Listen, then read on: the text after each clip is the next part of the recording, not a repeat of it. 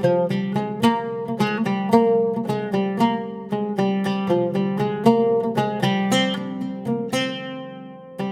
இன்னைக்கு நம்மளுடைய பாரம்பரியமான ரெசிபி செட்டிநாடு உக்காரை எப்படி பண்ணுறதுன்னு பார்க்க போகிறோம். இது ரொம்ப டேஸ்டியான ஒரு ரெசிபி. இது நிறைய பேர் கேள்விப்பட்டிருப்பீங்க, நிறைய பேர் கேள்விப்பட்டிருக்க மாட்டீங்க. கண்டிப்பாக நீங்கள் வீட்டில் இதை ஒரு டைமாவது ட்ரை பண்ணி பாருங்கள். அதுக்கப்புறம் அடிக்கடி செய்ய ஆரம்பிச்சிடுவீங்க. இது கிட்டத்தட்ட ஒரு அல்வா மாதிரி தான் இருக்கும் கன்சிஸ்டன்சியில். வாயில் வச்சதும் கரைஞ்சி போயிடும், அவ்வளோ சூப்பராக இருக்கும். ஸோ கண்டிப்பாக ட்ரை பண்ணி பாருங்கள். ஹாய் ஃப்ரெண்ட்ஸ், வணக்கம். என் பேர் Abhi. Welcome to Indian recipes Tamil. வீடியோக்குள்ளே போகிறதுக்கு முன்னாடி நம்ம சேனல் இந்தியன் ரெசிபீஸ் தமிழை சப்ஸ்கிரைப் பண்ணிக்கோங்க. கூடவே இருக்க பெல் சிம்பலையும் கிளிக் பண்ணிக்கோங்க.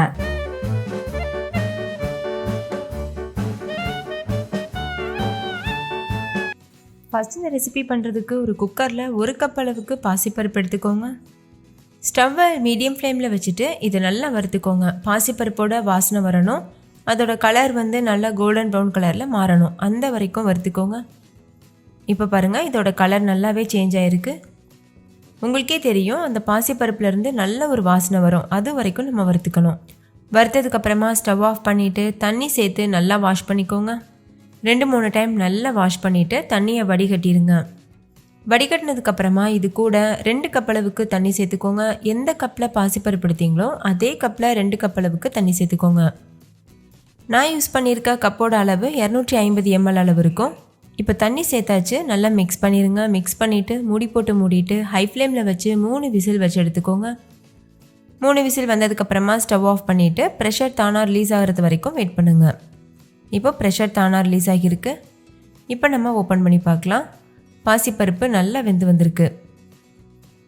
இதை நம்ம மசிச்சு விடணும்லாம் அவசியம் இல்லை, இது அப்படியே ஒரு ஓரமாக இருக்கட்டும்.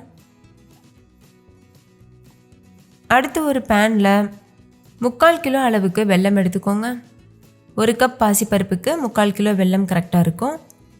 இது கூட ஒரு 1/2 கப் அளவுக்கு தண்ணியும் சேர்த்துட்டு வெல்லம் நல்லா கரையிறது வரைக்கும் வெயிட் பண்ணுங்கள். வெள்ளத்தில் மண் தூசி இருந்ததுன்னா வெல்லம் கரைஞ்சதுக்கப்புறமா நீங்கள் வடிகட்டிட்டு தான் சேர்க்கணும். கல் மண்ணெல்லாம் இல்லைன்னா நீங்கள் வடிகட்டாமல் அப்படியே கூட சேர்க்கலாம். இதுக்கு பாகு பதம் எதுவும் தேவையில்லை, ஜஸ்ட் வெல்லம் கரைஞ்சால் மட்டும் போதும். கப் அளவில் சொல்லணும்னா நீங்கள் எந்த கப்பில் பாசிப்பருப்பு எடுத்தீங்களோ அதே கப்பில் நுணுக்கின வெல்லம் ஒரு 4 கப் அளவுக்கு சேர்த்துக்கோங்க. நல்லா தித்திப்பாக சாப்பிடுவீங்கன்னா 5 கப் கூட சேர்த்துக்கலாம்.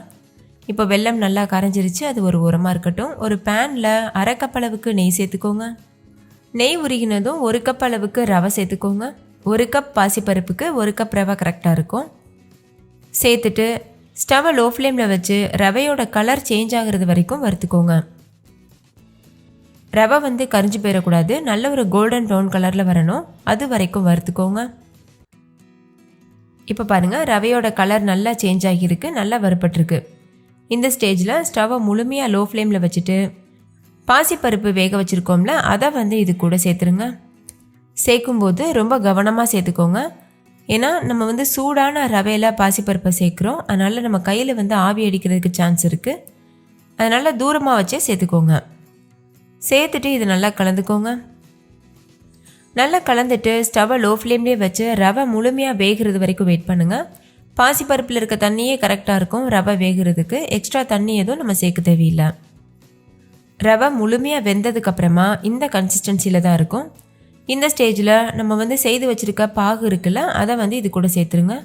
நான் ஏற்கனவே சொன்னது போல் இந்த ஸ்டேஜில் நீங்கள் சேர்க்கும்போது நீங்கள் யூஸ் பண்ணுற வெள்ளத்தில் மண் கல் இருந்ததுன்னா வடிகட்டிட்டு சேர்த்துக்கோங்க. பாகை கொஞ்சம் கொஞ்சமாக சேர்த்துட்டு கலந்துக்கோங்க. ஒரே டைமில் நிறைய சேர்த்துடக்கூடாது, அந்த மாதிரி சேர்த்தோன்னா கட்டிகள் வர்றதுக்கு சான்ஸ் இருக்குது. இப்போ கொஞ்சம் பாகு சேர்த்து நம்ம நல்லா கலந்தாச்சு. இப்போ மீத இருக்க பாகை சேர்த்துடலாம். இந்த மாதிரி கொஞ்சம் கொஞ்சமாக சேர்த்து தான் கலந்துக்கணும். நீங்கள் உங்களுக்கு ஸ்வீட் பத்தலைன்னா இன்னும் கொஞ்சம் வெல்லம் கூட நீங்கள் சேர்த்துக்கலாம். இது மீடியமான ஸ்வீட்னஸில் இருக்கும் நான் சேர்த்துருக்க வெல்லத்தோட அளவு. இப்போ மீத இருக்க எல்லா பாகையும் சேர்த்துருங்க. சேர்த்துட்டு நல்லா கலந்துக்கோங்க. கலக்கும்போது அது நல்ல ஒரு லிக்யூடான கன்சிஸ்டன்சிக்கு வரும், அதனால் நீங்கள் பயந்துட வேண்டாம். அது கொஞ்சம் நேரத்தில் நம்ம கலந்துகிட்டே இருக்கும்போது நல்லா கெட்டியாயிரும். இப்போ பாருங்கள், கொஞ்சம் லிக்யூடாக தெரியுது பார்க்குறதுக்கு, செமி லிக்யூடு போல் இருக்கும். நம்ம இந்த மாதிரி கலந்துகிட்டே இருக்கணும், அப்போ அது நல்ல ஒரு திக்கான அல்வா பதத்துக்கு வரும். ஸ்டவ் மீடியம் ஃப்ளேமில் வச்சுக்கோங்க, இடையிடையில் லோ ஃப்ளேமில் வச்சுக்கோங்க. இப்போ இதில் 3/4 கப் அளவுக்கு நெய் சேர்த்துக்கோங்க. மொத்தமாக 1.25 கப் அளவுக்கு நெய் நான் யூஸ் பண்ணியிருக்கேன். நீங்கள் நெய்க்கு பதிலாக டால்டா கூட யூஸ் பண்ணிக்கலாம். அப்படி இல்லைன்னா பாதி நெய் பாதி எண்ணெய் கூட யூஸ் பண்ணிக்கலாம்.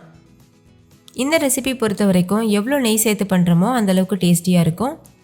இது கூட 1 டீஸ்பூன் அளவுக்கு ஏலக்காய் தூள் சேர்த்து கலந்துக்கோங்க. இது நல்லா வாசனையாக இருக்கும் ஏலக்காய் தூள் சேர்க்கும்போது. உங்கள்கிட்ட ஏலக்காய் தூள் இல்லைன்னா நீங்கள் 4-5 ஏலக்காவை நசுக்கிட்டு சேர்த்துக்கலாம். இப்போ பாருங்கள், உக்காரை வந்து கரெக்டான பக்குவத்துக்கு வந்திருக்கு. நம்ம வெள்ளைப்பாகு சேர்த்ததுக்கப்புறமா இது நல்லா இந்த அளவு கன்சிஸ்டன்சியில் வர வரைக்கும் கைவிடாமல் கலந்துகிட்டே இருக்கணும், இல்லைன்னா அடிப்பிடிக்கிறதுக்கு சான்ஸ் இருக்குது. ஃபைனலாக இதில் நெய்யில் வறுத்த முந்திரி சேர்த்துக்கோங்க. நான் 1 கைப்பிடி அளவுக்கு முந்திரியை நெய்யில் வறுத்துட்டு சேர்த்துருக்கேன். இப்போ நான் ஸ்டவ் ஆஃப் பண்ணியிருக்கேன். ஸ்டவ் ஆஃப் பண்ணிவிட்டு தான் நம்ம முந்திரி சேர்க்கணும். சேர்த்துட்டு நல்லா மிக்ஸ் பண்ணிவிட்டு சுட சுட சர்வ் பண்ணிடலாம். இந்த ரெசிப்பியை நீங்கள் வெளியிலவே வச்சு கூட 4 நாள் வரைக்கும் வச்சு யூஸ் பண்ணிக்கலாம், கெட்டு போகாமல் இருக்கும். ஃப்ரிட்ஜில் வச்சிங்கன்னா ஒரு 1 வீக் வரைக்கும் கூட கெட்டு போகாமல் இருக்கும். அவ்வளோதான், ரொம்ப ரொம்ப டேஸ்டியான என்னோட ஆல் டைம் ஃபேவரட் உக்காரை சூப்பராக தயாரிச்சு. நீங்களும் கண்டிப்பாக இந்த ரெசிப்பியை நான் சொன்ன மெத்தடில் ட்ரை பண்ணி பாருங்கள். வீட்டில் இருக்க எல்லோரும் கேட்டு வாங்கி என்ஜாய் பண்ணி சாப்பிடுவாங்க. இதோட கன்சிஸ்டன்சி, கலர் எல்லாமே பக்காவாக வந்திருக்கு. இதை பார்க்கும்போதே உங்களுக்கு சாப்பிடணும் போல் இருக்குல்ல. ஸோ கண்டிப்பாக ட்ரை பண்ணி பாருங்கள், டேஸ்ட் ரொம்பவே அட்டகாசமாக இருக்கும். ஓகே ஃப்ரெண்ட்ஸ், இந்த செட்டிநாடு உக்கரை உங்களுக்கு ரொம்ப பிடிச்சிருந்துச்சுல?